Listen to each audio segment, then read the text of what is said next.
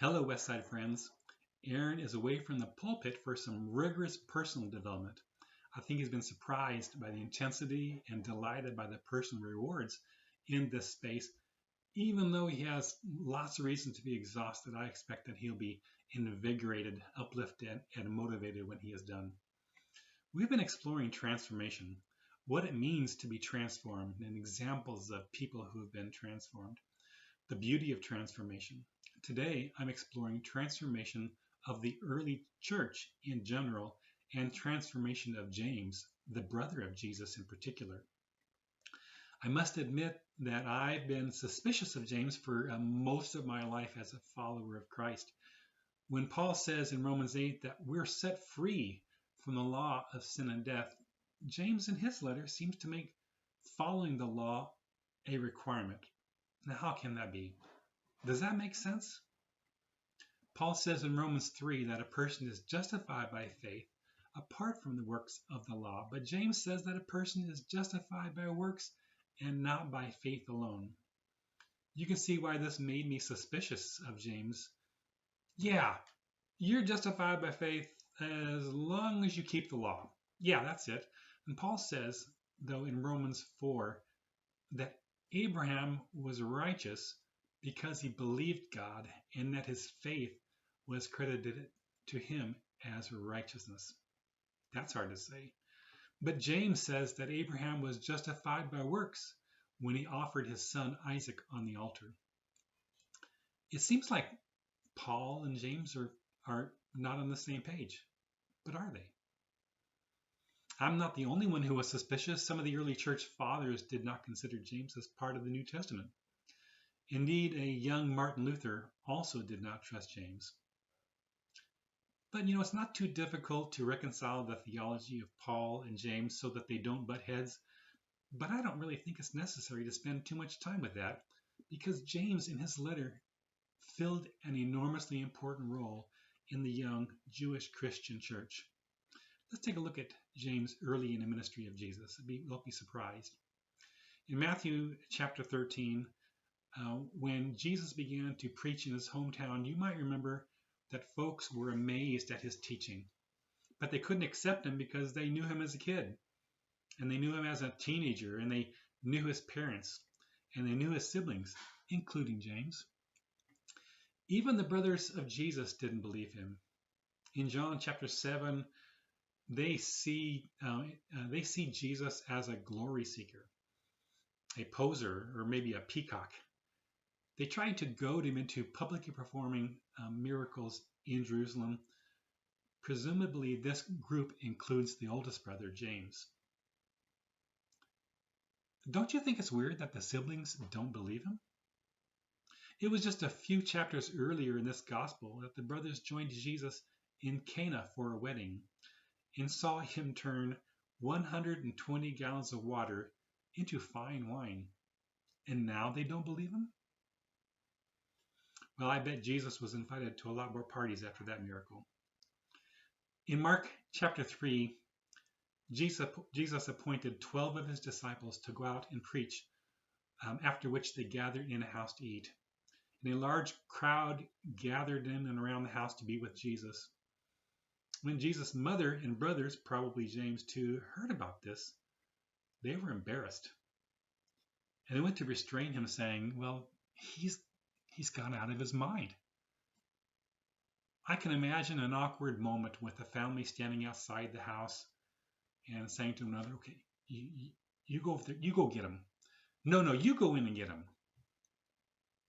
So James was very familiar with Jesus' ministry and his miracles, but couldn't buy into all that Messiah stuff. It must be something else. Frankly, it made him blush. A crazy older brother to be tolerated and protected, but something happened. Let's dwell on what we know about the early church in Jerusalem. Before we built buildings, before we had pews and songbooks, before we paid preachers, sorry, Aaron, before there was a Sunday school, before there was even a Sunday worship, the nascent church grew from a frightened bunch of religious outsiders into a strong and beautiful community of transformed souls. The community was known as the Way, as you know. Almost all of them had witnessed the crucifixion, and some had even seen the resurrection. After their hopes and dreams were crushed by Passion Week, many Jewish Christians ran away from Jerusalem to nearby Pella, where there was a community for many years, or Antioch in Syria. Some brave souls, including James, stayed in Jerusalem despite the hardship, despite the poverty, and despite discrimination. Can you imagine what it was like? Jerusalem was not a large place. Everybody knows everybody. Sherry's walked back and forth across Jerusalem, and she was able to do it in no time at all. If you're an outsider, a xenos, a stranger, in this group you stick out a bit. Acts 2 says that Jerusalem church met daily in the temple courts. That would be awkward. How audacious. Can you imagine the scowls and the death stares from the religious Illuminati? The hostility from the rabbis and the scribes? But something happened. There was a church in Jerusalem, and James, the brother of Jesus, was there. Let's take a look at the early years. In the beginning of church history, Jerusalem was essentially the hub of all things Christians. It's not clear to me when it exactly happened, but 3 years after Paul's conversion, James had already become an important leader in the Jerusalem church. Perhaps it happened after James the Apostle was killed by King Herod Agrippa in 44 AD. This made Herod so happy that he locked up Peter to keep him for the same fate. You remember the story. Peter was miraculously released from prison, and then he fled somewhere. Perhaps this was the time when James, or rather Jacob, his real name, became the main leader. It's astonishing. But sometime in the next couple of years, just a couple of years, the Lord's brother James wrote the very first book of the New Testament, the letter of James to the Jews all over the world. Listen, it's a Jewish book with Jewish messages of hopes in a Jewish Messiah written to Jews. It follows a pattern of Jewish writing called wisdom literature with lots of sayings attributed to Christ. The form might be compared to Proverbs in the Old Testament. I mention his real name because it's easier to imagine a Jewish man named Jacob as the leader of a Jewish Christian church. Perhaps easier than, imagining a leader with the English name James. Something happened. What transformed an embarrassed and ashamed younger brother into a leader of the Church of Jesus Christ?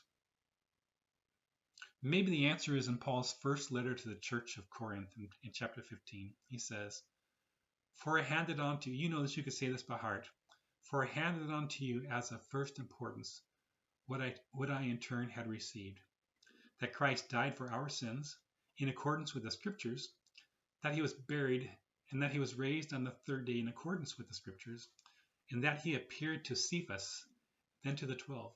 And then he appeared to more than 500 brothers and sisters at one time, most of whom are still alive, though some have died. Then he appeared to James, and then to all the apostles. Last of all, as to one untimely born, he appeared also to me." That's Paul. James is singled out as one to whom Jesus appeared.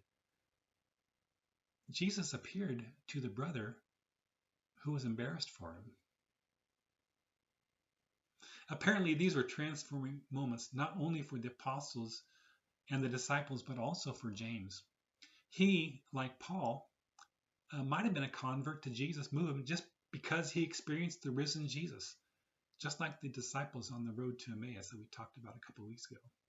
Listen, despite previous embarrassment and angst over being Jesus' brother, and despite the fear of the Jewish leaders, and despite the lethal blow from the Romans, James, or rather Jacob, became the #1 leader within the Jerusalem church. Astonishing. Did you follow this? James, the embarrassed man, became the leader of the Jerusalem church. Paul names James, the brother of Jesus, as an apostle, but he was not one of the 12 identified by Jesus. And when we look at the early churches, virtually indistinguishable from Judaism. They were kind of like a Jewish sect. Let's bring Paul into the conversation. In Galatians chapter 2, Paul writes that there are separate missions for himself and for Peter. Paul is entrusted with the gospel for non-Jews, while Peter is entrusted with the gospel for Jews. But within 20 years, James is well established as a leader in the Jerusalem church. And Paul refers to him and to Peter and to John as pillars in the church. Astonishing. Let's consider the meeting between Paul and the Jewish Christian leaders, including James, at the meeting in Jerusalem in chapter 15 of Acts. Everyone knew that Paul, this man who once persecuted them, had been witnessing to Gentiles for a long time, and on the surface, the leaders agreed with it. Everyone was glad to have Gentiles join in with God's people in a Christian community. Well, to a certain extent, as long as they look like Jews and do Jewish things and follow Jewish law. I'll leave out most of Paul's argument for the Gentiles for another time, but you know that he was not going to agree with this idea. The grace of God is predicated upon faith and not in observing the law. What a disaster it would be to force non-Jews into a Jewish mold.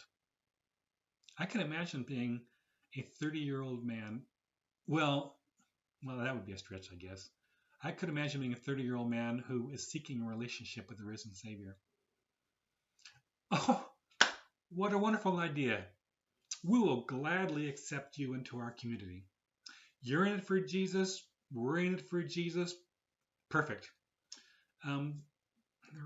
There is this little issue we need to take care of. It's a matter of some importance. Circumcision. Well, let's agree here that this may not be a church growth strategy for Ephesus or Athens or Rome. Oh, and by the way, you can't worship with us in the temple if you will kindly stay in the temple courtyard for the Gentiles. Don't stray beyond that court unless you are impervious to stoning. I get it. I get it. What an awkward thing to have these people in our church. However, James gave us a big surprise. He, as the leader of the Jerusalem church, accepted that Gentiles can be part of the church without first converting to the Jewish faith. This is big. This is game-changing, and this is unlikely. What a brave thing for this man to approve. He only insisted that Gentiles give up practices that honor other gods. This sounds an awful lot like Paul's message to the church in Corinth. If you remember in 1 Corinthians chapter 10, he said, the sacrifices of pagans are offered to demons, not to God.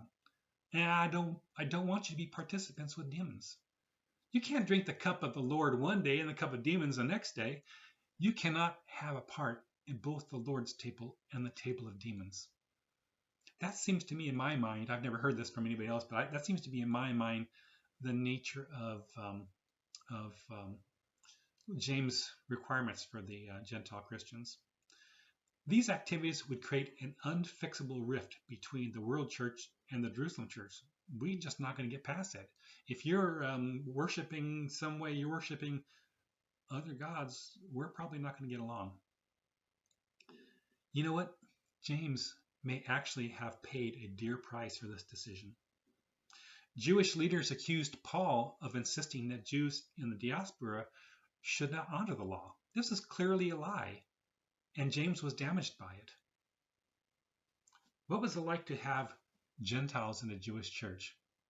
Gentiles who shared no common history except unpleasant history, who are unfamiliar with Jewish practice, who don't share the same values.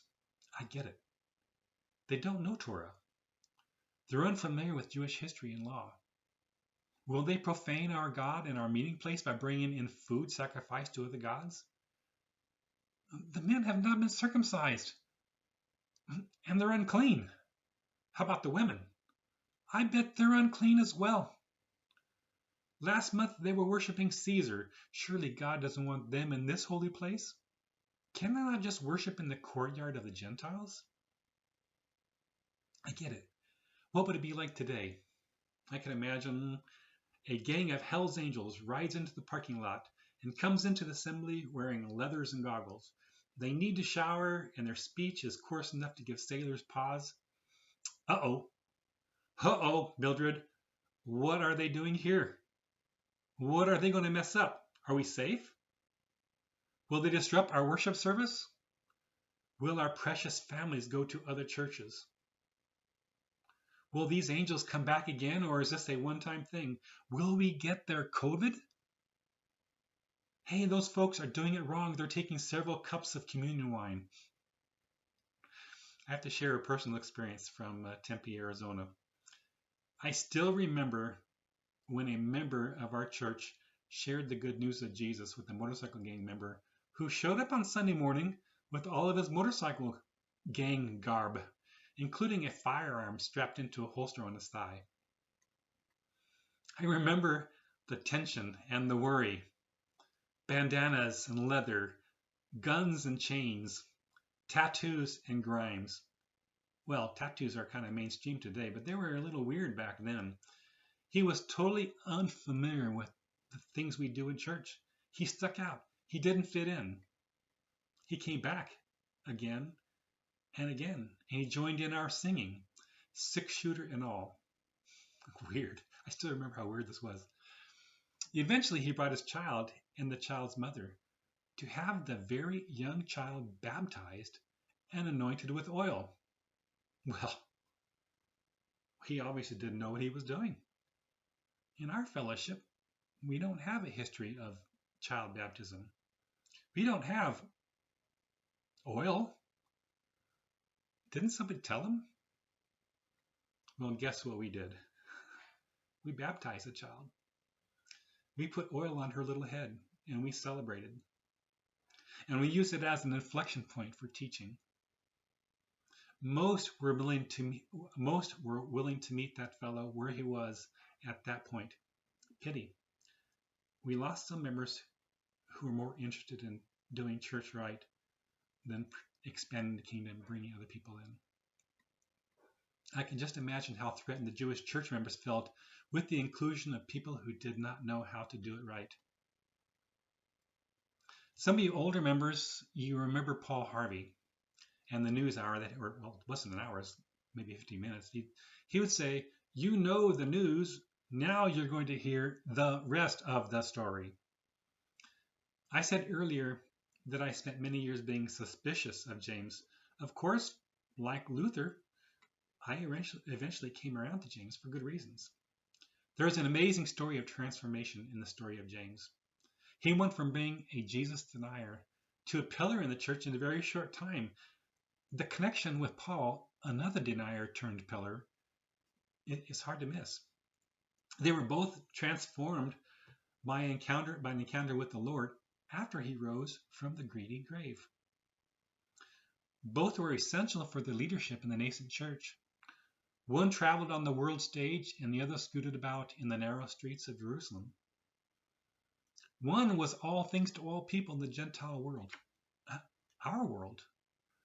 And the other was all things to all Jews at the church in Jerusalem. Both met untimely deaths in their service to God and Jesus.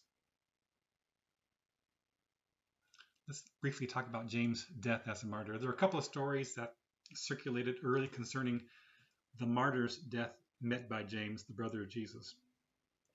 All the stories indicate that James was stoned and bludgeoned in about 62 by the very people he loved, the Jews. The earliest account is from Hegesippus, a 2nd century Christian historian, about whom we know practically nothing.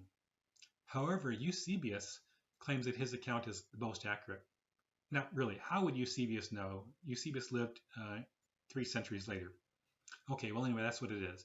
Essentially, James the Just was successful in his ministry to the Jews, and his success got the attention of the Jewish leaders, who called on him to denounce Jesus from the roof of the temple.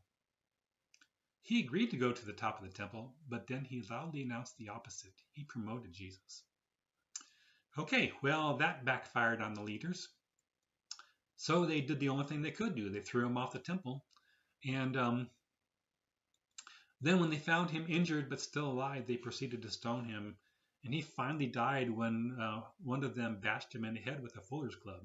Fuller's club. Now, I had to go look that one up. I'll leave that one to you. There's a lot of room for variability in the story, but in essence, James was destroyed, much like James of Zebedee, Stephen, Peter, Paul, and likely most of the apostles, save John. Interesting. So here's something that I think is interesting from archaeology, and I love archaeology, so I would like to share it every chance I get. In 2002, you might know that an ossuary or a bone box was found in an illegal antiquities collection, possibly looted from a gravesite. It was big news. It was big news, and if you didn't see it, that's okay because it's probably small circles. It was created and used in the middle of the first century when, for a brief time, maybe 75 to 100 years, bone boxes were common. Let me explain this briefly what this is. A person would be interned into a grave, and then their flesh would decompose, leaving a bunch of bones. They would take these bones, gather them up, and put them in a bone box. That's what it's for. And it wasn't very long that they were used, but they were used during this first century time. Many, but not all, bone boxes are engraved with words that indicate whose bones were placed inside the box. This box has the following words engraved on it, if I could say it. Yaakov bar Yosef Achi de Yeshua, or James, the son of Joseph, the brother of Jesus. Shocking. This does not mean that it was proven at the bone box of the ossuary belonged to our James, but let's consider some things that are interesting. Jacob, who is James, is a very common Jewish name. So is Joseph, Yosef, and Jesus, Yeshua. A bone box with the name Jacob ought to be very common. I suppose it was. Less common would be the coincidence of having a Jacob with a father named Joseph. Less common, but still not out of the question. The writing on the boxes, however, would almost never include the name of siblings. In this case, Jesus. This would be extraordinarily rare. If the sibling is included, that means that likely the sibling is important or noteworthy for some other reason. Last, it would be even more unlikely that all the previous things that I said about the ossuaries would be true. Let me say that differently. Last, it would be even more unlikely that all the previous things would be true for two ossuaries or two bone boxes that were used at the exact same time as James' death. So there's no proof, but if I were a betting man, I know where I'd put my money. This is from the archaeological record. It's kind of an Easter egg for you to ponder today. I hope you enjoyed that discussion. So in conclusion, if you are suspicious of James like I was, I hope that this little discussion aroused your interest and that you may instead consider James as a wonderful example of someone who was truly transformed. May the Lord bless you and keep you. May the Lord make his face to shine upon you. May the Lord be gracious to you and give you peace.